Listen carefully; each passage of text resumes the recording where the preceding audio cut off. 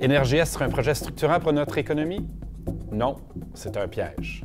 Une économie dépendante du pétrole, on a déjà connu ça. Ça veut dire, premièrement, un dollar qui est trop fort pour les entreprises manufacturières qui espèrent exporter. C'est un déplacement du cœur de l'économie canadienne vers le secteur extractif, qui va drainer l'investissement, qui va drainer l'emploi, qui va drainer les efforts d'innovation, qui va capturer toute la recherche et développement qu'on aurait besoin pour sortir du pétrole. Les retombées économiques pour le Québec? Parlons-en.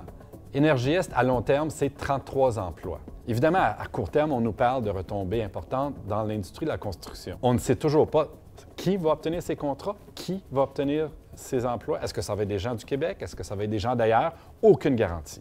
Par contre, on est certain qu'avec le régime de redevance actuel, avec le système fiscal qu'on a au Québec, on n'aura pas accès à la richesse créée par un projet comme Énergie Est. Donc, d'un côté, on porte tous les risques, puis de l'autre côté, on n'a aucun bénéfice. C'est ça que ça veut dire accepter Énergie Est.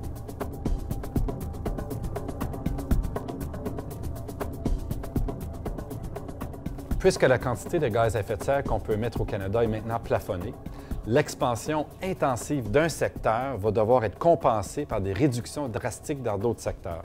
Concrètement, ça veut dire qu'accepter Énergie Est va devoir être compensé par des pertes d'emplois, des fermetures, des restructurations dans d'autres secteurs pour pouvoir faire face à nos engagements climatiques. Énergie Est nous enferme dans une économie dépendante du pétrole pour au moins les 50 prochaines années. Et cette dépendance va augmenter d'année en année, de décennie en décennie. On ne peut pas faire les deux. On ne peut pas d'un côté vouloir faire une transition écologique, sortir du pétrole, puis de l'autre côté, se donner des infrastructures qui vont durer 50 ans puis qui nous enferment pour le prochain siècle dans le pétrole. C'est soit l'un, soit l'autre. Soit la transition écologique, soit Énergie Est. Énergie Est est du mauvais côté de l'histoire.